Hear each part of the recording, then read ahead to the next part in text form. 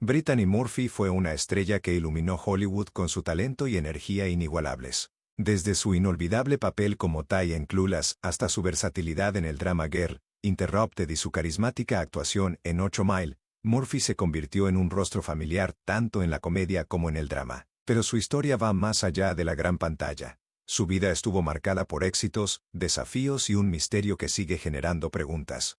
Desde pequeña, Brittany demostró un talento innato para la actuación y la música. Criada por su madre en Nueva Jersey tras la separación de sus padres, desde los 4 años estudió canto, baile y teatro. Su determinación la llevó a Los Ángeles a los 13 años para perseguir su sueño, y no pasó mucho tiempo antes de que Hollywood notara su potencial. Su gran oportunidad llegó con Clueless, una película que la convirtió en un ícono de los 90 y le abrió las puertas a una carrera en ascenso.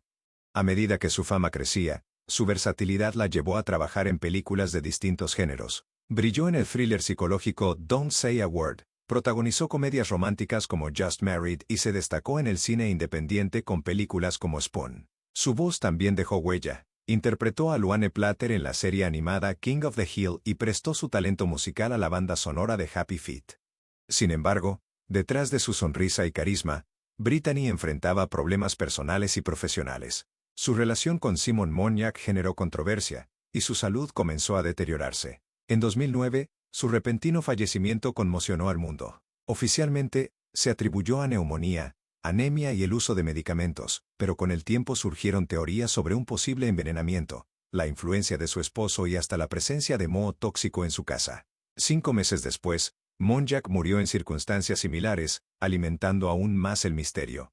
Tras su muerte, su legado ha sido recordado en documentales que intentan arrojar luz sobre los eventos que la rodearon. Pero más allá de las incógnitas, Brittany Murphy dejó una marca imborrable en la industria del cine y en la memoria de quienes la admiraron. Su talento, su energía y su pasión por el arte siguen siendo una inspiración.